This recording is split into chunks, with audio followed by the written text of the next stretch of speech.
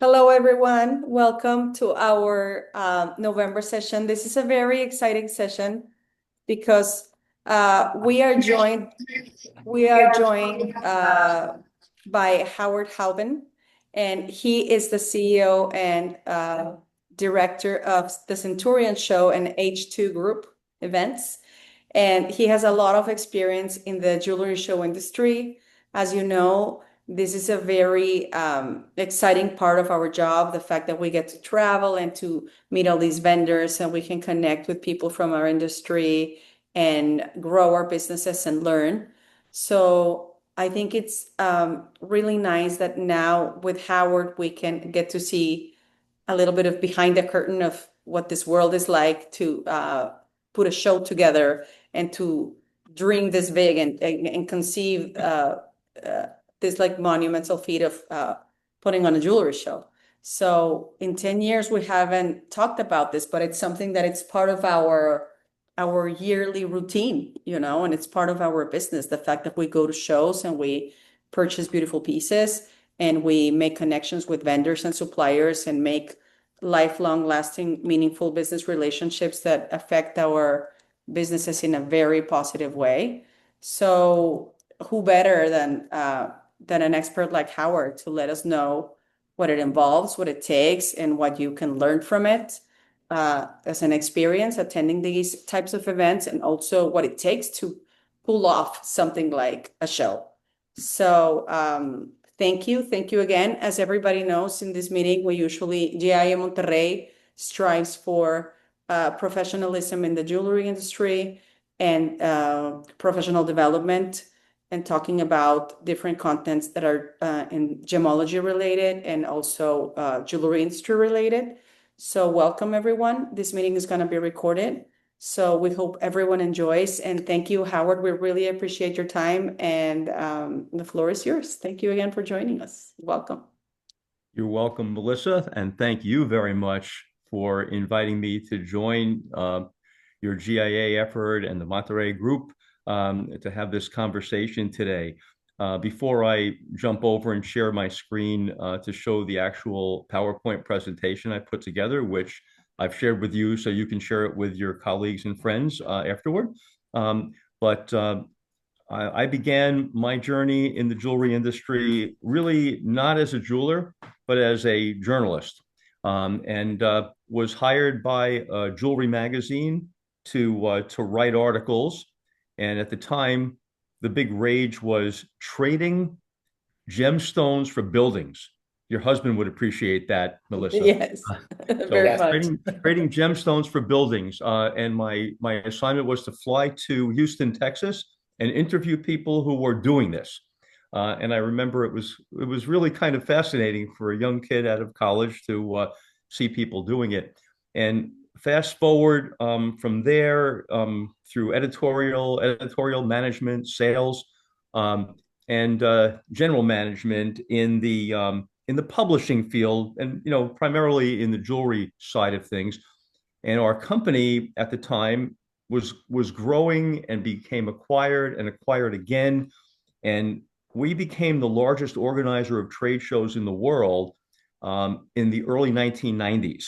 And I was publisher of the magazine, then VP, then senior vice president, board member, head of internet strategy and development, head of our jewelry shows, variety and general merchandise shows, gift shows, and magazines. So I had a lot of management responsibility, but we were really getting involved in trade shows in a very big way and buying big companies.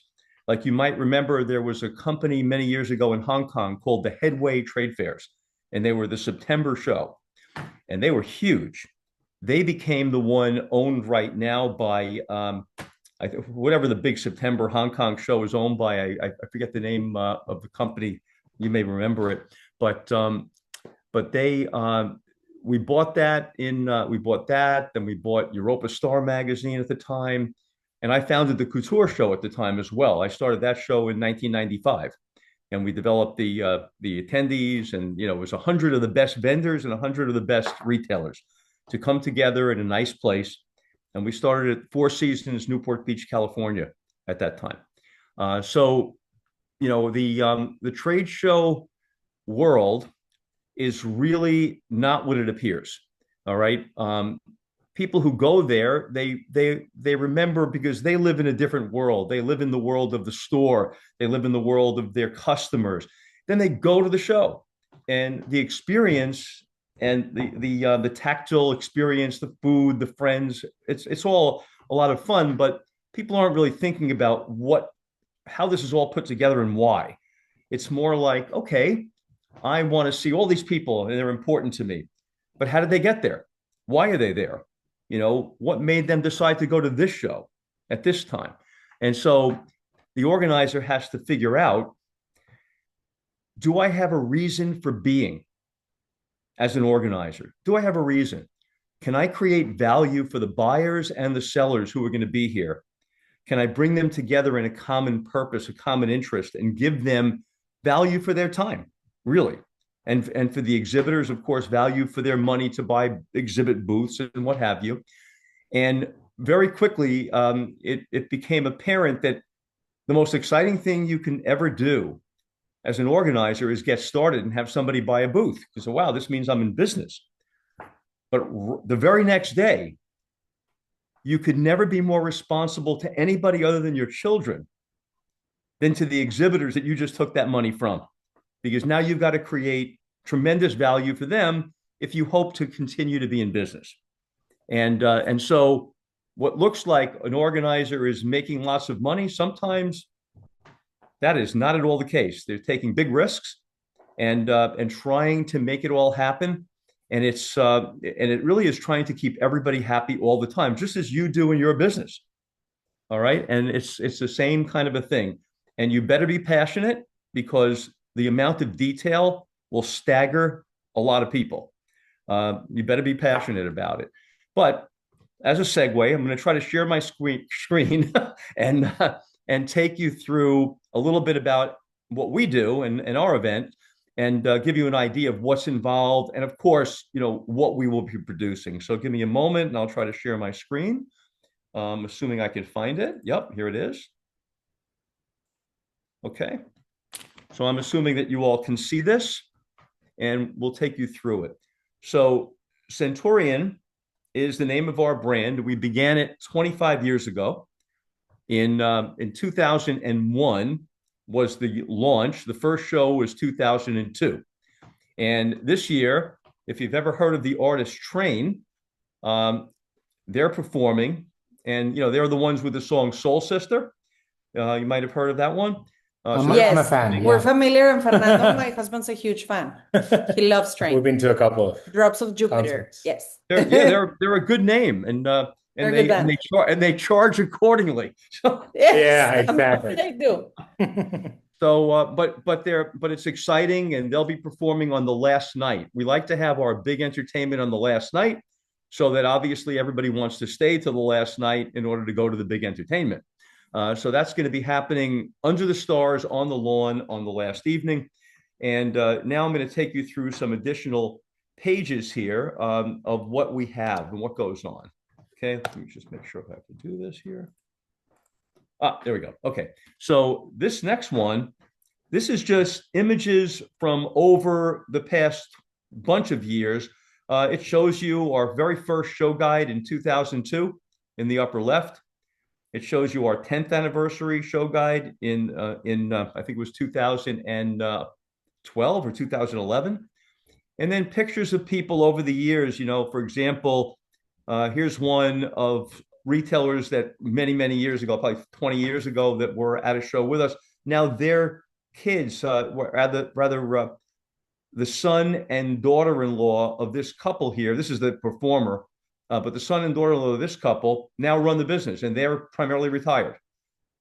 This guy is the CEO of Decory right now, and he was basically a kid back then, in the beginning. If you remember the name Scott Kay, he's no longer with us, but he was a pretty famous designer. And just people who passed through our venue and our lives, and spent time with us. And we think that everybody will always be here, but that's not the case. And so we're appreciative of everybody who spent their time and enjoyed themselves, and was part of the fabric of value that we all create for one another in a trade show. So this will give you a little information on it. You're looking at the home of the big Centaurian show. This is our big show. We have approximately 1,500 attendees, about 340 retailer companies, 220 exhibitor companies. And again, it's our 25th anniversary year. For those those of you who are going to be sharing this, you can see there's a QR code. If you would like to see photos from the last show, there are several hundred of them. You can grab the QR code and flip through it to get an idea of the way it is to actually be there. Okay. Now, this next one, this gives you an idea of the exhibition itself. Let me go back here. This gives you an idea of the exhibition itself. So the Centaurian show is at the Arizona Biltmore Resort, again in Phoenix, about 15 minutes from the airport in Phoenix. It takes place February 1 to 3, 2026, which is Sunday, Monday, and Tuesday. In looking at this is like a college campus kind of exhibition. So the hotel rooms are up around here. You can see my mouse. And then you've got, as you walk onto the floor, you'll see that this here is the gold room, where we have about 10 or 11 companies exhibiting. Then we have the Aztec room, where we have one big bridal company. Then we go over to the conference center, and we have about 35 companies in there, between smaller designers and some very big brands in meeting rooms. Then you walk across a little street and you arrive at the MacArthur Ballroom, which is a lot of our couture type exhibitors are in there. So a little bit more branded, fashion forward, but pretty much everything is fine jewelry, and most of it is 18K, diamond, color gemstone of all different types, but mostly it's considered higher end fine jewelry.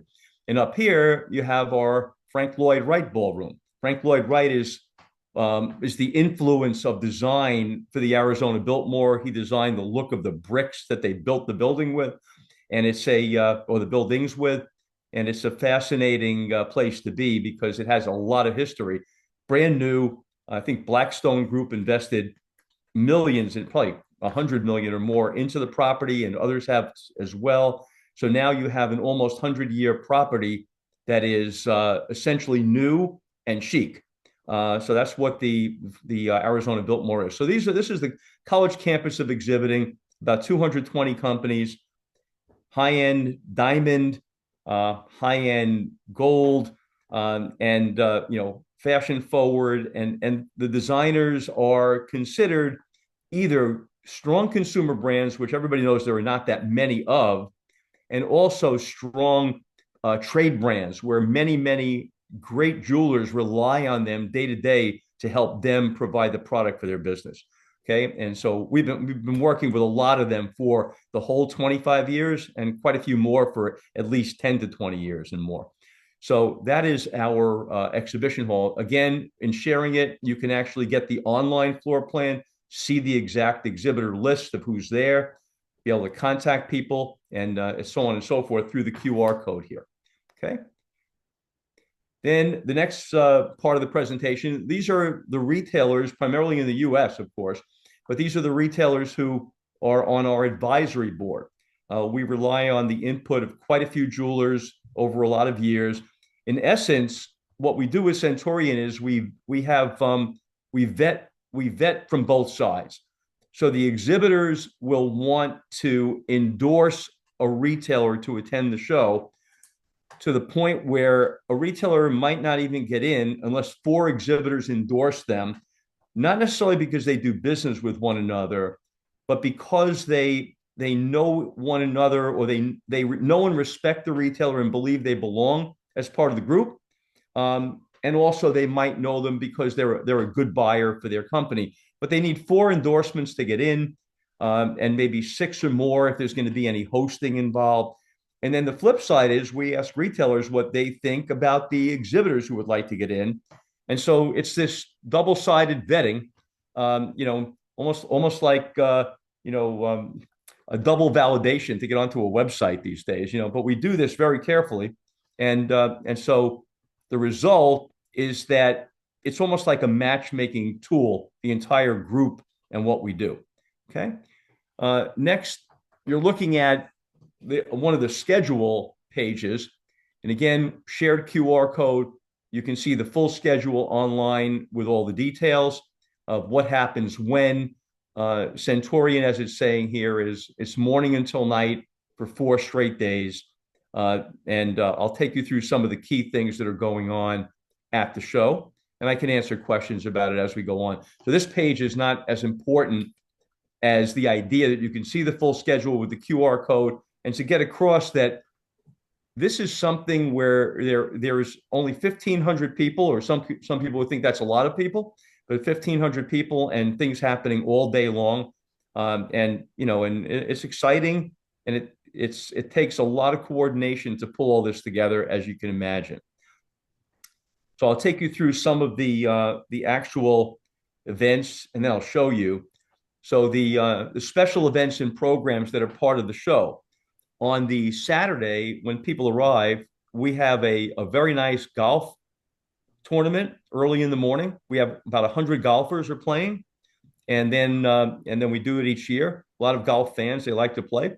I don't play. I just wish them well on their trip around the golf course, and then go back to all of our getting ready work. Okay. And then we have a tennis tournament that we do on, between 1 and 3 p.m.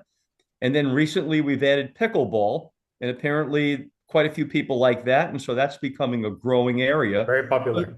Yeah, absolutely. So it's kind of a fun day, but of course the exhibitors are setting up that day.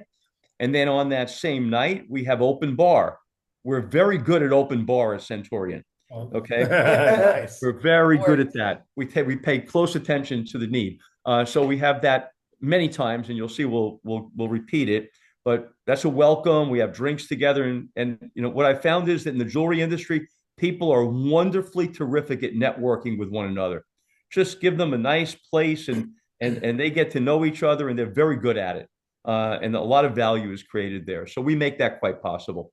Then on the Sunday morning, we have a speaker, and I'll show you a little bit more about him in a moment. He's a motivational speaker named Anthony Robles, and he'll be sponsored by GIA. Then we have a program called Golden Stamps, and this is a passport book, and it's meant to help everybody meet new exhibitors. Once they've met them and they've gotten their passport stamp, they qualify to win one of two $12,500 money awards that they can use to buy from any exhibitor, or pay the orders that they've already placed. So we have that program. Then we have our big design awards program. And this is something where we have a team of 4 or 5 people, and they recruit from the exhibitors their special designs that will be featured in the Centurion Design Award showcases. Hedda Schupak-Baum, who is the program is named after, we work closely together. She was the editor of our news daily for a while, and she was the editor of JCK magazine in the U.S. for a while as well. And Hedda sadly passed away in October of 2023 of cancer, and so her husband will be there, and he's been with us the past couple of years after Hedda's passing, and we honor her, and we honor the awards that she worked so hard on. But it's we usually get 80 or 90 entries, and we have the big winners at an event on Monday night after voting for 2 days. So this takes a lot of coordination as well, as you can imagine. And then we have the nighttime open bar after the awards, because everybody wants to hang out, and we go back outside and we have another open bar for an hour and a half, 2 hours. Then we go to the following morning, Monday, and we have a guest speaker who is a big AI expert. And after that, we have, again, the Design Awards actual winners are announced that night and voting that day. Then another open bar on the show floor. I'm sorry, no, wait. After the winners are announced on Monday night, we have open bar. Then we have, on the following morning, we have 6 great influencers who are very international, and they're going to be talking about jewelry trends around the world in a nice session over breakfast Tuesday morning. Then we have, as I mentioned at the beginning, the finale dinner on the lawn under the stars and the train concert. all together to wrap it up. Then we send a bus to Tucson on the following morning for those who need a ride there. And not everybody goes. About 15-20% of the buyers who come to Centurion go to Tucson, but we like to make it easy for those who'd like to do that, to go to Tucson from our show or to stop at our show on the way to Tucson. So we'll take a look at a few more things. This is the golden stamps idea that I mentioned to you earlier. And again, 12,500 in money that you can win if you're one of the two winners. And you have to see all these companies in these different areas. These are the new exhibitors in order to get your book stamped by them with golden stamps. There's going to be metallic gold stamp pads they'll be using for their stamps. And those who get the books turned in, completed, will have a chance to win those money awards. Nice. Now we're getting into just a little more zero in on what those speakers we talked about. And this is Anthony Robles. This man was born with one leg, and he wrestled his way to the top of the NCAA Division I in wrestling, competing against those who had no handicap. So he literally put himself into a much tougher, much more adversity, and he came out on top. And his story is about the motivation that, you can really take a lot of adversity to move forward. And he's proof positive that that's the case. Should be a very interesting speaker. And you'll be interested to know, as a GIA group, that GIA had a choice of like 30 or 40 speakers, and they hand selected Anthony. They'd like him to be the one they're sponsoring that morning.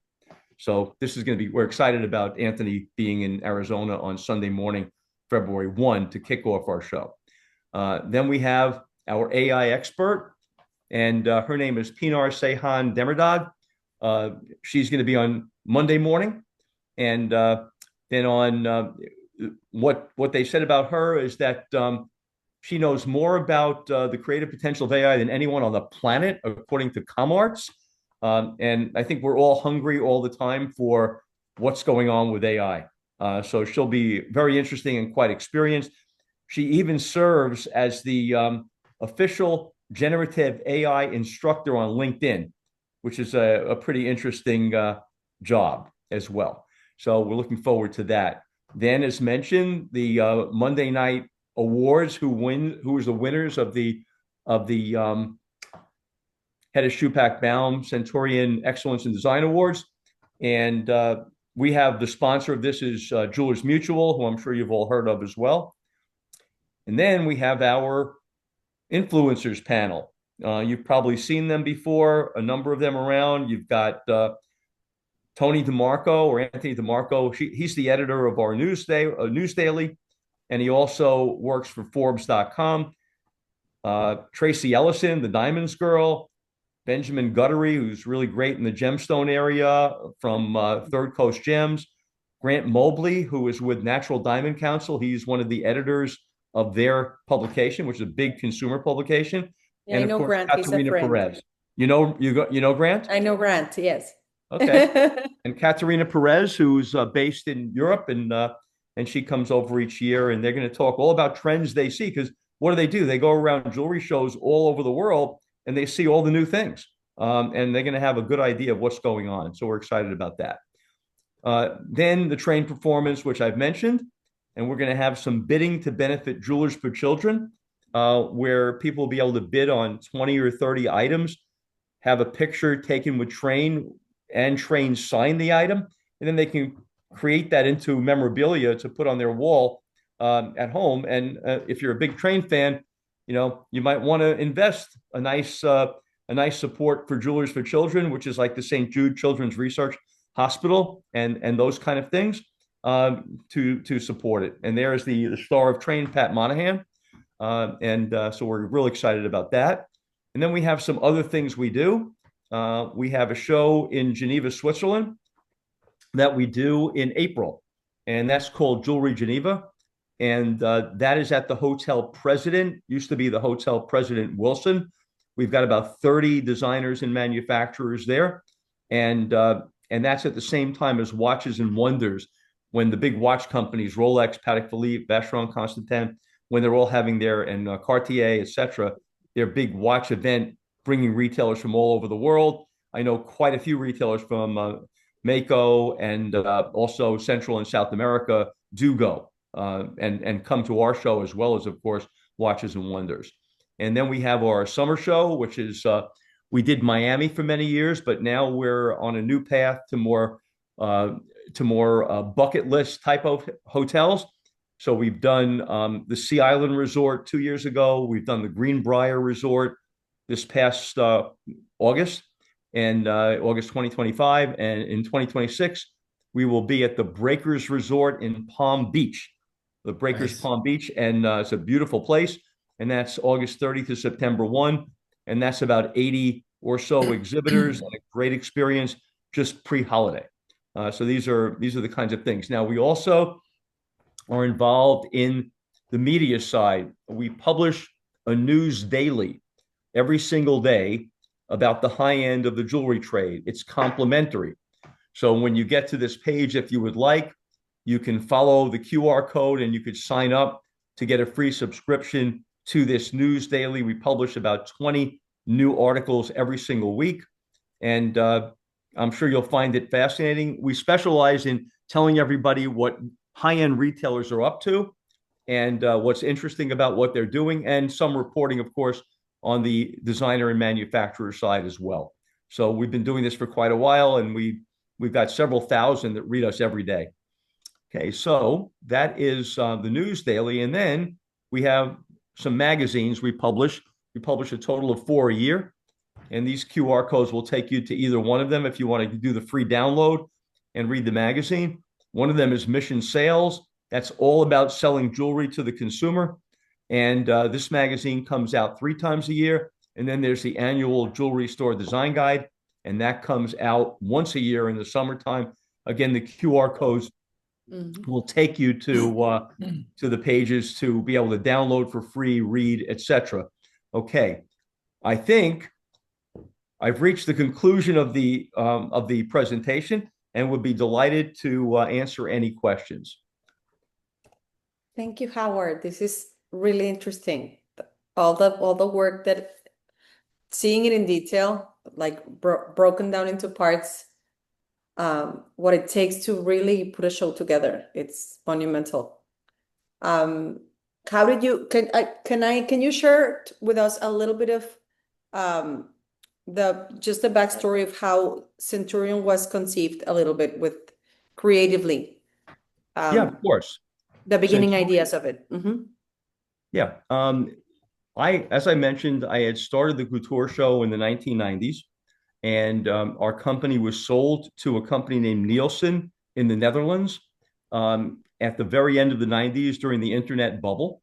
And during that period, we were told that those of us on the board were no longer needed. And and which is normal in big company acquisitions of other big companies. And so they allowed me to stay on for a while. They didn't give me much to do. And I decided it's now time to start my own thing. And so I invited a lot of our couture exhibitors to come and meet me at a hotel in Manhattan. And we had about 100 people. We talked about what we were going to do. At the end of the meeting, they said, okay, you should do it in Arizona in the spring. And they raised their hands, and we went forward. And that was it. We just started it. Nice. And a short time later, we had like 70 or 80 exhibitors for the first show. And we did something very unusual, being a little company competing with ostensibly giants like Reed, who was the owner of JCK and other big companies. We thought, oh, well, we'd like to be on the same side of the table as our exhibitors, serving the needs of their best customers, the better retailers. How do we do that? And so we said, let's offer the exhibitors, if they join the show and stay for 3 years, we'll give them each shares in the company. Okay. And to the extent that the exhibitors own 50% of the shares of the business. They didn't contribute money, though. All they did was join the company, join as an exhibitor. They received a discount their first year for the capital contribution they would need to make to own the shares. So if the booth was 20,000 US dollars, they only paid 14,000 and 6,000 went to the capital contribution. So they paid nothing basically, but they got the shares after they spent 3 years in the show. This enabled us to be more partners than adversaries, because sometimes the organizer is not seen as the friend of the exhibitor. Okay, they're course. Yes. sometimes seen like a little bit too big for their britches, things like that. You know, people think Yeah. a little bit not necessarily always positive, but we've had a good experience with it, and I think it helped to get us through recession and things like that, where we could speak to each other, we could solve problems together. They expect us to be responsive, and we are. They expect us to think, how are we going to create value for them? And we always look at it. Our job is to bring great retailers to the show to benefit our exhibitors. At the same time, our job is to make sure we have great exhibitors to benefit those retailers. So, in answer, I think I gave you a little bit about how it started. I'm probably giving you too much, but No, it's really interesting. I think it's the format of what you did there is really interesting, because if they have skin in the game, it makes them a little bit more empathetic to what it takes to, bring traffic to the show, and the turnout after it's over. Mhm. You'll have them be you know, their expectations are manageable, and they know that they're growing with the show because they are part of it in that sense as an Absolutely. investor. And they have So I shares in the think it was company, a and really cool model, a really interesting model to offer to them in they the also growing they also years. get shareholder distributions. They're not Yeah, guaranteed, because in a corporation you can never guarantee the right. result, but Yeah. they pretty much every year they get a shareholder distribution that some of them are telling us, well, the returns are so good that I want to buy more shares. Others Hmm. don't pay attention to it really, but it's actually quite positive for them. So I'm sending out, we are sending out like 100+ checks to exhibitor shareholders every year. Yeah, it Nice. definitely changes the tone of a conversation for sure. Yeah, So I think it's yeah. a great idea. Well, thank you, thank you. So, any other questions that I can answer about anything, or I mean, you've got the presentation to share and to Yeah, of use. course. Now, when you expanded to doing a show in Florida and doing also the show in Switzerland, the one in Switzerland, is it also more focused on watches because Watches and Wonders is at the same time, or is it manufactured jewelry as the other shows, or is it more The one specialized in in watches? Switzerland is more the way that show was developed, and because I had spent many, many, many Basel fairs in Basel. Hmm. We created the daily newspaper for the Basel world. It was called the Basel Tribune. Basel did not have its own daily.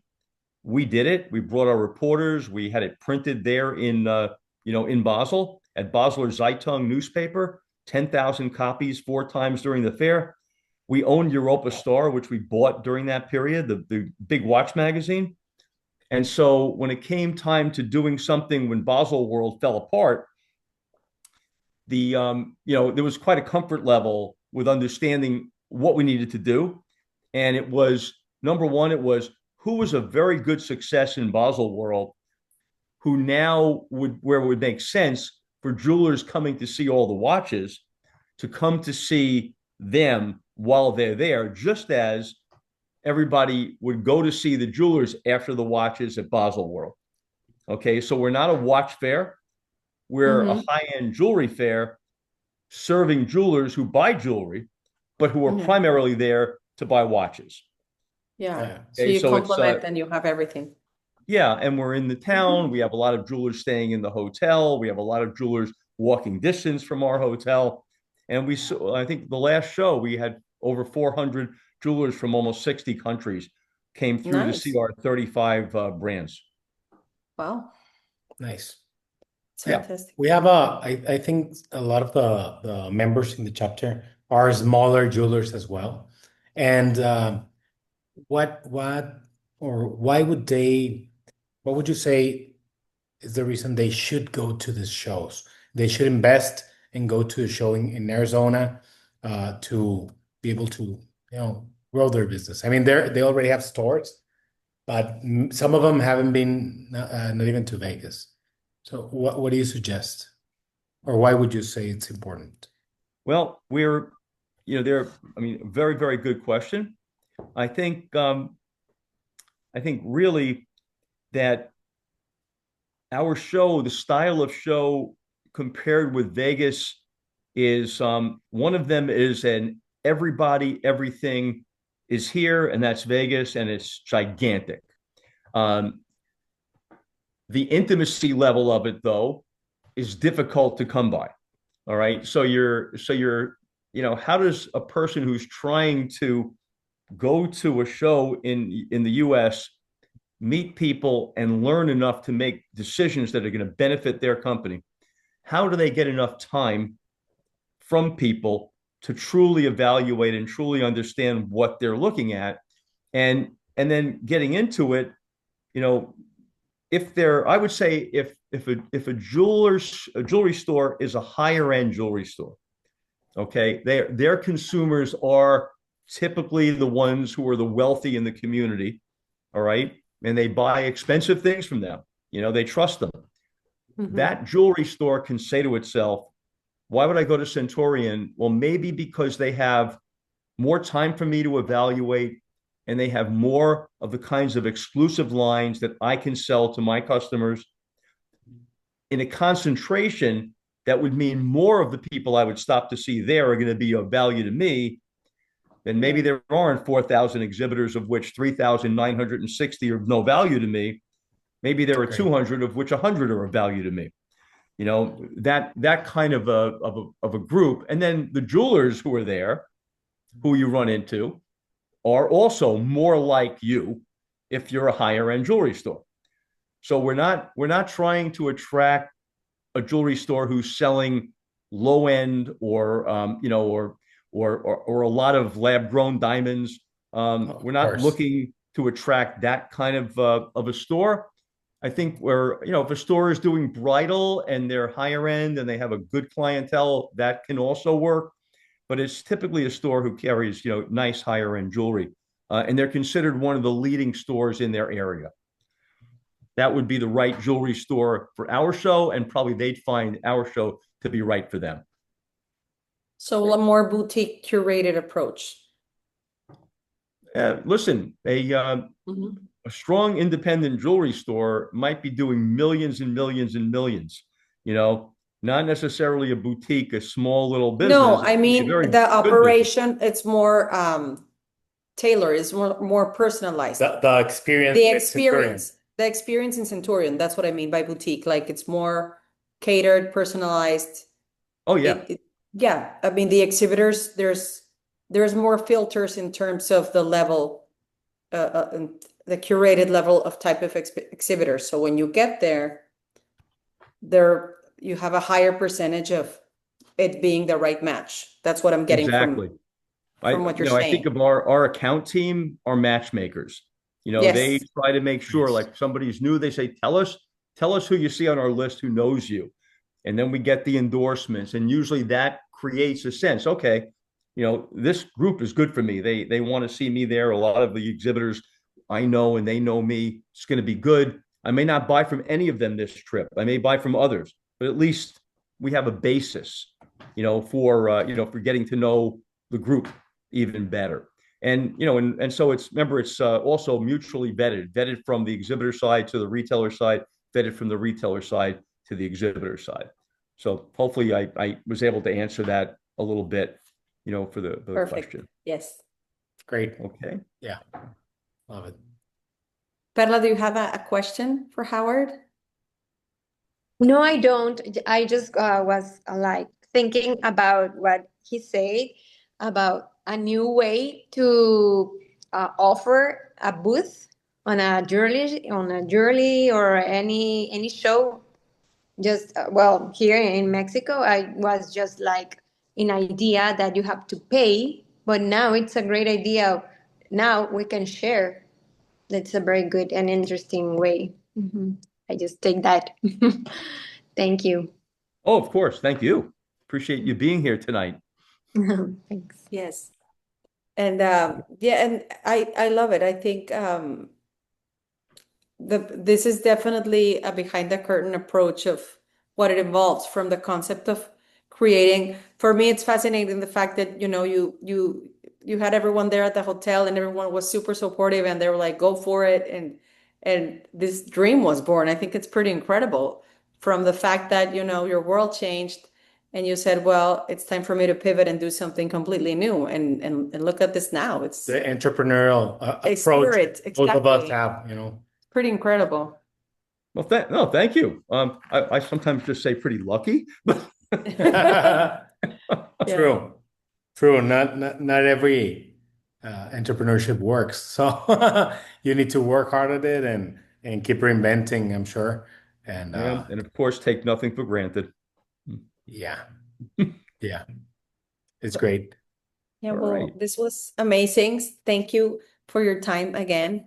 And everyone that's gonna join us later during the week in the recording, thank you for joining us. As you know, JIA Monterrey strives for giving you high-end content with very special people like Howard that have a lot of experience in the industry. So we hope you get to enjoy this as much as we did tonight. And we will end this recording and we will have our group picture to remember this night. So thank you, Howard, again. And we'll talk to you later. We'll be sure to share your presentation with everyone so that they can take full advantage of the information. Visit the show. And they can, yeah, and then any follow-ups, we'll make sure to contact you with them and vice versa.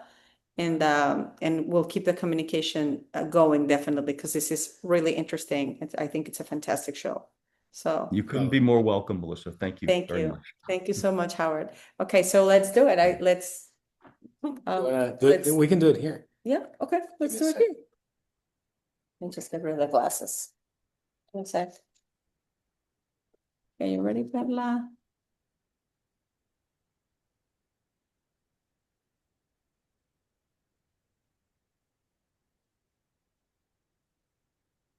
And done. All set. Great. Okay, well, thank you again, Howard, and we hope to see you soon. We'll look forward to it. So, Enjoy the yeah. rest of your Definitely, night, and February. hopefully you get a chance to have a nice dinner. Yes, Yeah. we will. We will. Thank you. Thank you, Perla, for joining us and well, everyone else later on. You're Thank you, welcome. Howard, and have a good night. I think I want to Thank do the you. Switzerland one though. Yes, that's very tempting. Oh, excellent, excellent. Ciao. Thank you. Take care. Good night. Thank you. ¿Qué onda, Perla? Ya. Ya. Bueno, pues. Sí, pues Estuvo bien. sí.